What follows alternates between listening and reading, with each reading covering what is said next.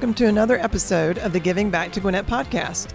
Presented by the Gwinnett Coalition and the Community Foundation for Northeast Georgia, Giving Back to Gwinnett showcases the nonprofits and people making an impact in Gwinnett. I'm Heather Loveridge, founder of Magnolia Media Group and chief story for the Community Foundation, and I'm your host. Today's episode is one that's not talked about a lot, but it should be. Did you know that every 9 seconds a woman is beaten in the United States? Or that people between ages 12 and 24 are at higher risk for sexual assault and rape? Do you know how to recognize the signs of domestic violence and what to do to help someone who's been a victim of sexual assault or domestic violence? Well, joining us today are two nonprofits tackling these issues. Katha Blackwell, CEO of Partnership Against Domestic Violence, and Lindsay Ferrara, Managing Director of Mosaic, Georgia. So, Lindsay and Kathy, thank you so much for joining us today and helping us tackle a tough topic. So to start with, Katha, share with our listeners a little bit about Partnership Against Domestic Violence, or PADV, and what you guys do. Well, at Partnership Against Domestic Violence, we've been around for about 44 years now, and we provide emergency shelter. We have 2 emergency shelters, one in Gwinnett County and one in Fulton County, and the clients there get to stay with us for about 90 days, sometimes longer depending on their situation. And we also provide housing services. So for those clients who are interested in moving forward with their life, getting into their own place, we provide them with rental assistance throughout the duration of their lease. We partner with about 40 landlords across Georgia, and which is very helpful for us. Yeah. And we also provide free therapy services for those who may not necessarily want to leave their abusive relationship but need someone to talk to in order to process everything that they're going through. We also provide prevention and outreach services, and with prevention, we're working with the next generation in middle schools and high schools and in colleges to educate them about dating violence so that they can be aware of the red flags of abuse so they don't end up harming themselves, being in a harmful relationship. We also have outreach where we provide educational information to business owners as it relates to what they should do in the event that domestic violence finds itself within their business or they have an employee who's experiencing domestic violence. And then we also provide community support groups throughout the community for those clients who they may not want to leave their abuser at this moment, or they may have recently left and they really just need help processing what to do next. Yeah. Awesome. Well, yeah, thanks for sharing. And then, Lindsay, tell our listeners a little bit about Mosaic, Georgia, and what you guys do. Yeah, thank you for having me on this this morning, actually almost noon. So Mosaic, Georgia, we're a 501(c) sexual assault and children's advocacy center. We're located in Duluth, Georgia. We provide no-cost forensic medical examinations, forensic interviews, legal services, counseling services, and training services to the community within Gwinnett and also across the state. It just depends on where the assault happened, but if they reside in Gwinnett County, we'll be happy to serve them. A lot of our referrals come through either law enforcement and or the Department of Family and Children's Services, and that's how usually they come to us. One of the cool things that's kind of happening this year is we're opening up a resilience center. We're actually located on the ground floor of the community center at Rainbow Village. Oh. And the goal is to provide long-term healing and holistic services to the community. So in the form of drumming circles, trauma-informed yoga, art therapy. So just some different kind of therapy forms for victims of abuse and assault, whether it's domestic violence, whether it's homicide, victims of homicide, their family members, sexual assault, as well as child abuse. So we're looking forward to doing that as well. We see everybody. So we see everybody from men, boys, girls, women, the LGBTQ community, and across demographics as well. So we are kind of like a one-stop shop, and we have those wraparound services for everybody. Awesome. Thanks for sharing that. And I love the out-of-the-box thinking, too, and just different ways to help people where they're at. So let's talk about these issues a little bit more in depth and some stats that our listeners need to know, because I think sometimes the tendency is to think, well, that doesn't occur around me or in my backyard or with the people I know. That's somewhere else. So let's kind of break that down. And we'll just have a conversation back and forth, but Katha, I'll toss it to you first. So when it comes to domestic violence, 1 in 4 women and 1 in 7 men have either experienced domestic violence as a child, or they will at some point in time experience domestic violence as an adult. And so when you go into a supermarket or to your faith-based institution and you count out like every 4th woman has experienced domestic violence or will eventually, that's high. Those numbers are high. And the work that we do is the reason why with those numbers, that's why we do work so hard in order to bring that number down, because that should not still be happening in our society in any shape, way, form, or fashion. Right.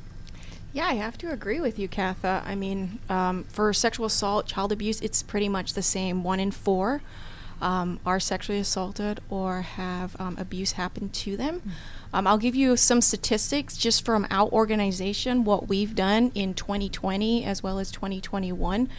So it kind of puts it in perspective, and we're a Gwinnett County organization that serves Gwinnett County, primarily the residents of Gwinnett County. So in 2020, we did 795 crisis calls came through to our center, compared to 2021, which was 1,000 crisis calls, just over 1,000 crisis calls that came into Mosaic, Georgia. So that's a 25% increase, and that's across the pandemic. That's what's happening right now. So people are staying at home more, but it's still happening, and that's what we've got to recognize. In terms of like our forensic interviews and our forensic medical exams, forensic interviews in 2020, we did about 480. In 2021, we did over 600 forensic interviews. And forensic interviews, we see children 17 years and younger. So those are all kids that we are speaking to. And then forensic medical exams, we're sitting at about the 300 range for 2020. And in 2021, we did about 361. So from 2020 to 2021, we've seen an increase in all crisis calls, forensic medical exams, forensic interviews, as well as advocacy services that we're providing. Wow. And so, like you said, probably a result of the pandemic and people being at home more, and just the heightened stress and all the things that come with that. Anything else you would add just to kind of that impact, or what you've seen and what you're expecting to see for this year as well? Well, during the pandemic, we saw a huge increase as it relates to those seeking shelter. It was mostly when the calls that we had that were coming through our crisis line. We normally get around 10,000 crisis line calls per year. And so with the calls that we received during the pandemic, it was more volatile domestic violence, where there's more violence taking place than just, hey, we're having arguments and I need to leave because it seems like I'm not in a safe place anymore. But we had those calls where people were calling saying, hey, he just went to the grocery store, he just beat me up, I need to get out of here right now. And so during the pandemic, it was like, when you hear the calls, even before the pandemic, hearing them during the pandemic, it was more traumatizing, I think, even just for staff alone, just to hear the amount of trauma that people were enduring during this time. Because a lot of people didn't realize that they were in an abusive relationship until they had to stay home with the abuser longer.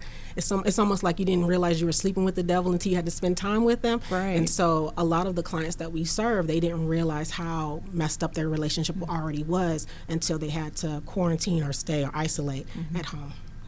And I think it also created some creative thinking to be able to, get victims, clients out of that situation.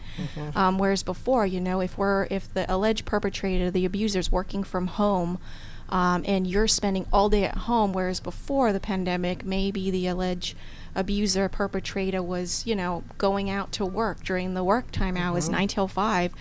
So you might have a client that's in the closet calling a crisis line, a domestic crisis line, a sexual assault crisis line, and saying, hey, what do I do? So from the advocacy standpoint, it's that creative thinking that I think that, I'm going to commend my staff as well, is that, the staff at Mosaic, Georgia, and I'm sure for PADV as well, is that creative thinking that they've had to come up with.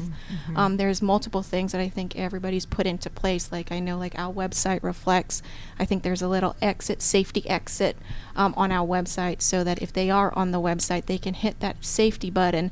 And let's say the abuser goes to see their browsing history, that won't show up on the browsing history. So I think that just some creative thinking that's had to happen as well to assist the clients as well. And we've talked about the range of people that you service and the ages and things, let's focus in just a little bit and talk about some of the children and issues that are happening there. I think people tend to think, oh, it's all adults, you know, that are experiencing things. But no, our children, our vulnerable population in that age range are at risk too. So, you know, for anyone who works with children or has children, you know, what do they need to know about this? Maybe it's recognizing signs or you know, what else you would say? So when it comes to domestic violence, sometimes people don't realize that children are impacted just as much when it comes to domestic violence. And what we've done at Partnership Against Domestic Violence is we make it our goal and our focus to help the children be children while they're in our care, while they're in our shelters. We try to make sure that they have field trips, that we have fun activities, that there's a child advocate who meets with them every week to discuss how they're doing, how they're feeling. They even have their own goals that they will accomplish while they're in our care. And so domestic violence, it has such a huge impact on the next generation if we don't fix it, if we don't figure out a way to resolve this so it doesn't happen so frequently. The next generation of children, they need to know that this is not healthy. Because sometimes when you grow up in that environment, the chances of you repeating history are stronger. Right. And so we've seen that when it comes to a girl being raised up in an abusive relationship, in an abusive household, she had her chances of becoming a victim herself as an adult are 3 times stronger. And when it comes to a male child who grows up in an environment like that, his chances of being an abuser someday is 5 times stronger. And so it is so crucial that we do this work in order to help the next generation, that we don't continue to repeat history over and over again. Right. Because for them, that's normal. Yeah, absolutely. That's just how life is and what you expect, and you expect to be treated that way. And exactly. So you have to break that mental and emotional. Yeah. Absolutely. That's the biggest thing. At our shelters, the majority of the clients we serve are children. Like 250 of them. We serve around 500 clients in our shelter every year, and about 250 of them are children. They always outnumber the adults by far, but our goal is to make sure that they know that this is not healthy, that no, it wasn't right for you to see your father smack your mom. No, that wasn't okay. And that is not how a healthy relationship operates. Right, right. Well, good points, perspective too. And then Lindsay, what would you say when it comes to children and, you know, recognizing signs of assault and so on? Yeah, you know, I think, you know, warning signs differ from person to person. But I think one of the big things is just, you know, paying attention to your child and observing any changes in behavior that might have occurred. And that could be, you know, their grades slipping during school, maybe, you know, being an A student in various classes, and then their grades slipping. I think one of the other ones is maybe sexualized behaviors that are not common for a child at a certain age. You know, so you might have a 5-year-old who is talking about taking off clothes and all that kind of stuff, or contextual details about certain things, or abuse, or, you know, what's happened to them. A 5-year-old shouldn't know those kind of things as well. So those are some of the warning signs, and I think, you know, that's where it goes back to the education side of things, right, is educating the children, you know, and normalizing that the various body parts, but also, you know, body safety, why it's important to put in boundaries, and all those kind of things as well. So like at Mosaic Georgia, very similar to what Catherine and her team does too, is when a client comes into Mosaic Georgia, they're assigned either a victim they have a victim advocate accompany them throughout the whole process of while they're at the center. So the victim advocate will talk to the child about what's going to happen at the center and just kind of be their friend throughout that whole process so that the child knows, you know, if they have any questions or they have any concerns, that there's somebody there that they can talk to about it. That's outside maybe an immediate family member, the non-offending caregiver that brought them to Mosaic Georgia. Yeah. Just an unbiased third party. What were you going to say, Catherine? Just to piggyback off of that, there are times where you'll see behavior of children who are experiencing some form of abuse. Their behavior will change. There's something that's going on, and sometimes parents will be like, well, what's going on? I'm not sure. They've seen something has happened. If your child is wetting the bed all of a sudden where they used to be dry, or now they're having nightmares, or their grades are slipping at school, something is happening. Something has happened, and it could be that they saw the abuse in their home take place, or they heard it, or, you know, they were around it, or something has taken place. So it's always important for parents to really dig deeper and find out what's going on here, because something has shifted, and it's not just that the weather changed yesterday. Right. That's right. Follow that gut that parents tend to have. Yes. Something's just not quite right. And Catherine, for somebody who's listening who may be in a domestic violence situation but feels they can't get out or maybe knows someone, what do you tell them? Oh, we tell them a plethora of things. One, we try to encourage them to know that this doesn't have to be their story. This doesn't have to be your story. Your home could be either a home of peace or a home of fear. And we lean towards your home being a home of peace. And so it's very important for people to reach out to agencies like Partnership Against Domestic Violence, agencies like Mosaic, to just, if anything, to talk with someone, to figure out, am I in an abusive relationship? Was this sexual assault? There's times where you have people in intimate partner relationships where they may have experienced rape and not realize that just because you're in this relationship doesn't mean that this person can do or take what they want. That's not how that works. So reaching out and gaining more knowledge is key in order to live a healthy and safe lifestyle. And so we try to tell survivors at all costs, like, this doesn't have to be your story. It doesn't have to continue this way down this path. Mm-hmm. Well, and for someone who may know someone in an abuse situation, how can they best help them? Oh, this is key. This is where community. That's right. This is where community comes in. It takes a village. You know how we say that it takes a village to raise children, but it also takes a village to combat domestic violence and sexual assault in the community. It takes a village. So if you know of someone who is experiencing domestic violence, one thing we always tell people is, please don't leave them. Please don't leave their side. Don't cut them off, because standing and watching your loved one go through this over and over again is taxing on their soul. Mm-hmm. It really is. It's overwhelming, especially when it comes to domestic violence. We know statistically it takes a survivor 7 to 8 times to leave an abusive relationship and go back again before she decides to leave for good. And so for family members, that can be very taxing. So what we tell people is, please don't leave their side. Please don't leave their side. Just be that listening ear. Let that survivor make the decision as to what they want to do with their life, what the next steps are, but don't leave them, because it's harder for someone to get out of an abusive relationship if they don't have family or friends backing them up throughout this process. It's harder. So that's the key thing I would say is, please don't leave their side. They need you. Mm-hmm. I would add on to that, the support that they need, even if it's the form of just, being there and really not saying anything and just being that listening ear. I think the other thing that I would add on to it is that the secondary victim can also call a crisis line too, and sometimes for a survivor client to call the crisis line is a huge step. So, as a support to them, you can call the crisis line and say, hey, what options might this person have? Mm-hmm. And that's where the advocate is able to provide them with those options. Mm-hmm. And you can always give the survivor, the client, that information and say, hey, these are some of the options you have, and when you're ready, I'm going to be here for you. Mm-hmm. And, we can walk through this together. Well, and along those lines, help our listeners understand, because sometimes I think people get frustrated because they think, well, why don't they just leave? Like they're in a bad situation. I can see it. They've said they're in a bad situation. Why don't they just leave? So speak to that, because there's always, there's different layers there. So when it comes to someone just leaving, let's think about this. All of us are probably in some form of relationship right now. How easy would it be for us to just pack up and leave? And go where? What's our next step? What do we do about our job? What do we do about our children's school? What do we do about the neighborhood that we've grown to love? Why should we have to leave anyway? Why should a survivor have to leave her home if she's the one who's being victimized? That makes no sense to me. Why doesn't the abuser leave is the real question. Yep. Because of any other crime, why is the victim having to go and do something to fix this? It's not the her. Innocent party. Right. She's the innocent party. Why should she have to leave?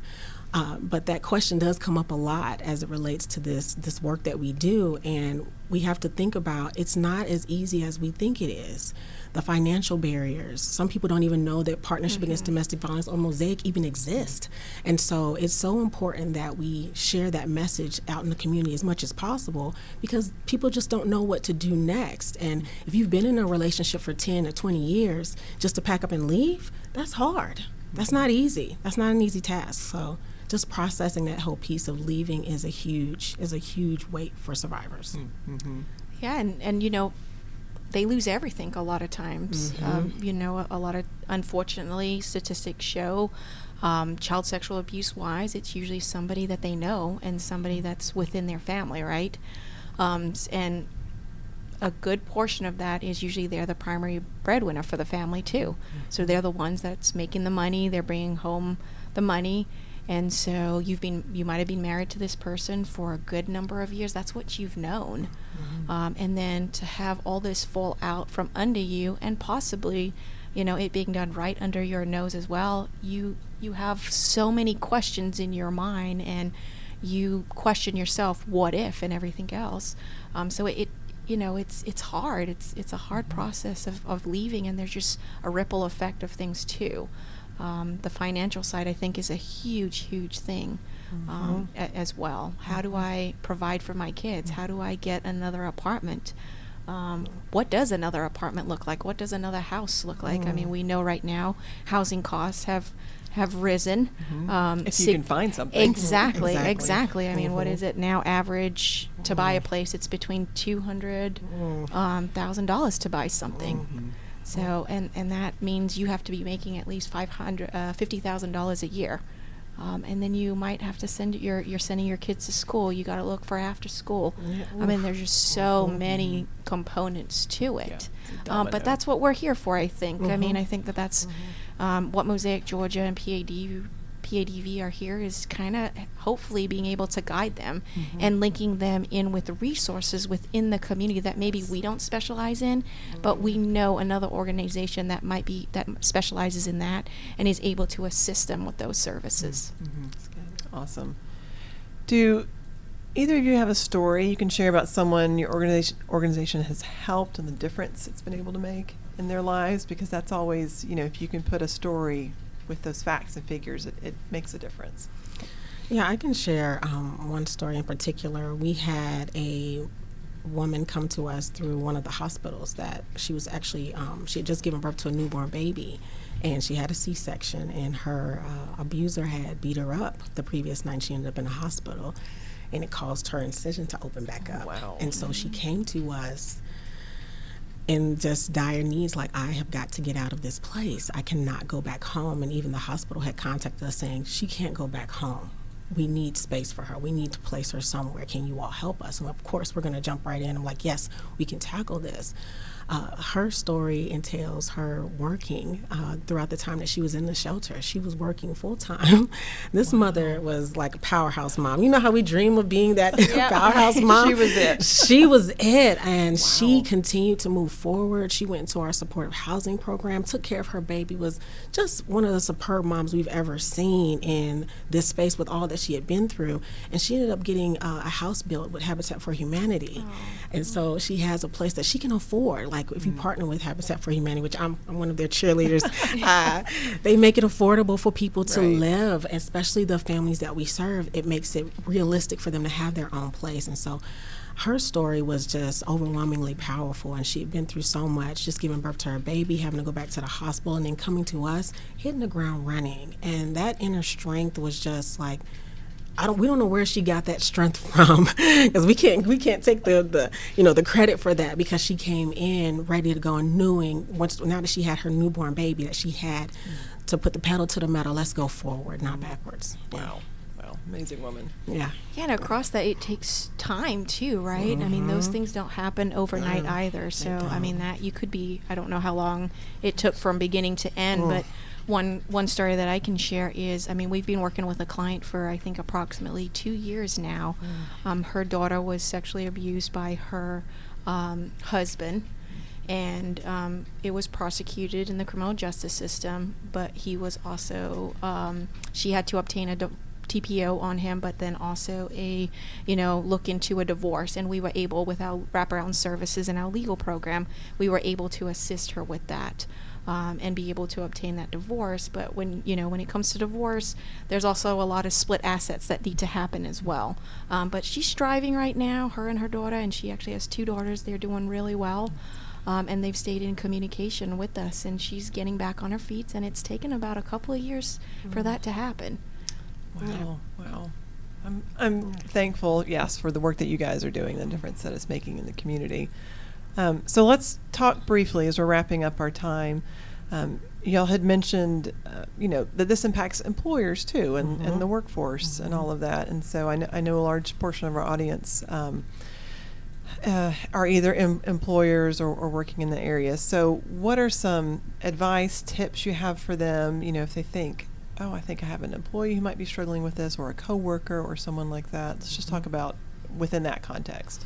So within that context of employers, it's very important that you have policies in place as it relates to domestic violence. If you have an employee that is experiencing domestic violence, what steps can you all take? So for example, we have a policy at our agency that if we have an employee who's experiencing domestic violence, these are the steps we'll take as it relates to their safety, that their abuser cannot come on our property at all if they know where we are.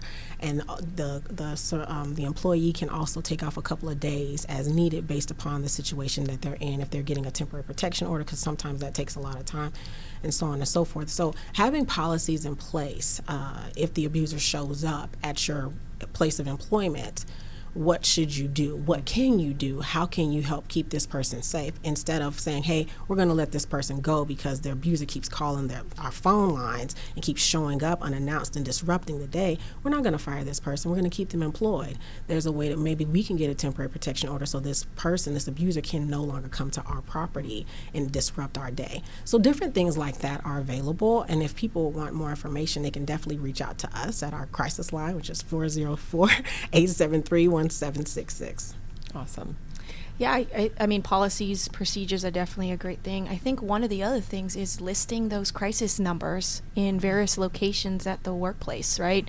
Mm-hmm. I think people kind of usually suffer silently because they are worried about maybe some judgment, what's going to happen to me, what's going to happen to my family, what's going to happen to my job. Mm-hmm. So, we kind of test those waters a little bit to see, but by posting like various crisis lines for them to be able to kind of like see, and if they need a call, that they're able to call on their time, but also having that open door policy. Mm-hmm. Hey, come talk to me if anything is going on. And also, listening. I think that's one of the key things is really listening. I think we always want to help. It's like, okay, here, this is what I can do. But sometimes they just need a listening ear to be able to kind of get out what they need to get and process what's happening to them. Mm-hmm. And then from an employer standpoint is kind of like, okay, let's see what we can do moving forward. Mm-hmm. Sometimes when you actually speak the words into existence, you're like, oh, yeah, I didn't realize it was that bad. Yeah, and that helps too.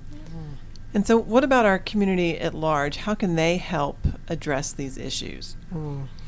Well, when it comes to domestic violence, it takes, like I said before, it takes a community. And we have to have a strategic stance to say domestic violence does not have room in our communities. Connecting with your neighbors, even if you have an HOA, putting a post out about these resources, sending out a newsletter with resources, community resources that are available, that's helpful. But being mindful, not ignoring it if you see something. Mm-hmm. If you see something, say something. If you see someone going through something, it's okay to stop by and say, hey, I saw this, are you okay? And just to be, like Lindsay said, that listening ear and just being mindful of what people are going through and not ignoring it or just turning a deaf ear to it, like, oh, that's not my problem. No, it's everybody's problem. Mm-hmm. It's everyone's problem. I'll never forget when one year, my children, the first day of school, we live in suburbia, right? And the first day of school, when I was bringing them home from school, there were helicopters and police, and someone had just been murdered in our neighborhood due to domestic violence. We had conversations. I had to have conversations with my children about, well, this is what's going on. We don't want it to come to our door. It shouldn't be a secret thing that's going on in our neighborhoods. There's a way for us to save a life if we reach out, if we say something. If we see something, we should say something, or at least try to help this person and let them know, I'm here for you if you want to just talk. Right. Which goes back to community and knowing your neighbors and just, That's right. Yeah, I think, supporting Child Abuse Prevention Month, Sexual Assault Awareness Month, there's lots of activities that happen on those months. I think April is Sexual Assault Awareness Month, and we, do outreach with the Georgia Gwinnett College community, and we're active on the Georgia Gwinnett College community, but also just in the community in general. We do these pinwheel projects, and we put them in 4 different daycare locations. But volunteering your time to assist an organization with those various prevention things, but also, don't be afraid to discuss and promote and talk about what's going on. I think as it relates to child abuse as well, I think I talked a little bit earlier about talking to your children about body safety and boundaries. That's really important, kind of, as well, because they don't just need to hear it at school. I know, schools, they do their prevention as well. But we also need to be talking about this at home, normalizing the different body parts, and using the correct terminology as well, and a vagina is a vagina kind of thing. So, yeah. And it's not a one and done conversation. Right. It's ongoing age appropriate conversations that parents, caregivers need to be having. That's right. Absolutely. Yeah. And we just want to save a life. We don't want to, history doesn't have to keep repeating itself. So it's important that we have these conversations. Yeah. That's right. I totally agree. Well, thank you so much, Katha and Lindsay. And give our listeners your websites real quick so they can find out some more information. So PADV is? At Partnership Against Domestic Violence, our website is www.padv.org. Awesome. At Mosaic Georgia, it's www.mosaicgeorgia.org. Awesome. Well, thank you again for joining us today, and thank you to our listeners for joining us for the Giving Back to Gwinnett podcast. If you would like to learn more about the Gwinnett Coalition or the Community Foundation, please visit them at GwinnettCoalition.org or CFNEG.org. I'm your host, Heather Leverage. Thanks again for joining us, and now go make a difference in your community.